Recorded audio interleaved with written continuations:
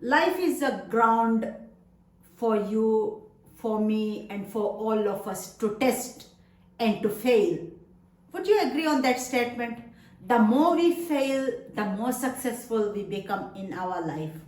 So if you are on a mission to start a halal business, if you are on a mission to become successful doing a halal business, if you're on a mission to become somebody by overcoming all those negative mindset and establish yourself as the successful person, you have that right play field in you, because you have your life and you have that ground to fail over and over again. Are you ready to fail? Are you ready to establish your own halal business? Let me tell you about the story where I failed in 6 businesses and I discovered my best strategy to earn to the easiest and the most successful way, the most satisfying way, the most confident way. Hi, if you're new to the channel, I'm Dewdrop Shahina. I'm from Maldives and I live in Jeddah, Saudi Arabia. I failed in 6 businesses in my life, and through tests, I've discovered the best halal business that we can do is in the self-education industry. If you have not subscribed to the channel, please do subscribe, because your subscriptions allow us to keep on doing this more. Thank you very much in advance. Let me tell you my experience in failure. It was in 2001. I was just 20 years old and my husband opened a tailor shop for me. How much was the investment? Well, he constructed a place for me. We went to Thailand. We purchased items and the items only cost $6,000. Now in 2001, $6,000 worth of items in a shop. Can you imagine the amount of investment my husband did for me? I'm so grateful that he did it, although I failed. So I feel ashamed in a way that I failed in the business. I'll tell you why I failed. That was my first business. Then I was in the company business where we were in the tourism industry and I was working with my husband. And in 2011, I started with my second business where I opened a tuition center. And out of the tuition center, I also operated a franchise center for the UCMAS. UCMAS is the mental arithmetic program from Malaysia, and I was the local franchisee in Maldives, in Ado City, Maldives. After that, I opened a printing establishment, and then it went on to a bookkeeping solution, bookkeeping, accounts management solution for companies, for organizations, and I also invested in a multi-level network marketing company. These 6 investments taught me few lessons that I can share with you. The first lesson that I could tell is the experience I had in my tailoring business. I was just 21. I didn't know how to, basically I can stitch one line. That's all I could do. I didn't know how to cut. I didn't know, I did one basic sewing course and that's all I know. So basic stitching and few things that I could do. And I became the owner of a tailoring shop. It was a shameful experience because I couldn't do it. Then I had to invest in employees, where we brought several employees from India and Sri Lanka. It all was wasted money. And then we partnered with somebody from our neighborhood and it was like they cheated on us. We again brought up another person, one Indian employee who cheated on us. And like every month, at the end of the month, I will have barely 1,000 rupiah profit out of, like, after cutting the expenses. And later when we closed the shop, I realized that this employee was carrying a bag full of money to his country after closing the shop. So this was my experience. What I've learned from this place was, like, once you are inexperienced and if you don't know the work, the craft, do not get direct into a business opportunity and ask somebody to invest, because you will fail with a large number. And it was around over, I would say, 350,000 rupiah that I lost for my husband, and also trying to manage the expenses within those 4 years we operated the shop. I would say it's about 500,000 would be all the expenses incurred. So that's the first failure. The second failure was about the tuition center. Well, the tuition center was a successful endeavor for me because of the model I created for the place. I wanted it not to be just an ordinary tuition center, but something larger than that. And I wanted to bring in people who could help me and who can teach other subjects. So we had almost over 400 students, and we were catering from baby nursery to grade 10, and also we were teaching skills and all those things. But what I learned is, because I invested in one of the family members, because I was like depending on other people to teach, I was not able to cope up. Towards the end of the 2-3 years we did, I was ashamed of my work, because more than the good name it created, it also created the additional bad names because of everything that has happened there. So I realized that this is not the right thing for me to do. Then about the franchisee. The franchisee experience was a very good experience, where I got most of my money and I was able to build my own home, invest in that home, and we were able to live a normal life, a happy life.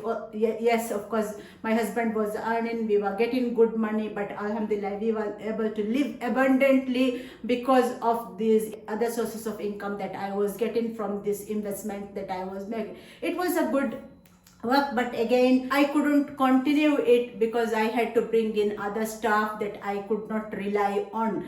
And then we changed the place to a printing establishment. It was a very good investment.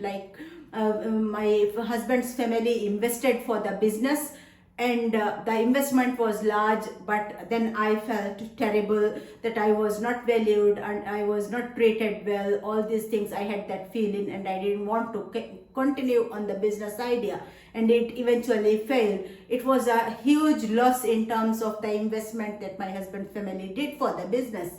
Then I came into the bookkeeping, accounting solutions, because I was an accountant and I was practicing myself to become a chartered accountant. So I was into this field as trying to establish as a chartered accountant. But I realized that it was a time consuming, and it didn't give me that satisfaction that I wanted from work. In 2018, I decided that I would like to stop everything and I would like to go 100% into coaching, because I realized from one of the books I read earlier, The Success Principles and the Maximum Achievement by Brent Tracy, I realized that coaching, speaking and training is one of the best things that I could do. So I decided to establish myself as a coach, speaker and trainer. But to establish again, I needed that authority, credibility, that support, and I was not getting anything. And because of not getting anything, for 1.5 years to 2 years, I was jobless. I was not earning anything, which created a lot of family problems. I, during that time, failed in my second marriage as well, because of all these things that was going on in our life. And during that time, I also invested myself in a multi-level marketing company which promised very good return, but I couldn't sell. I thought I didn't know how to sell, and after putting in a lot of money into it, I just ended up with nothing, and it was zero.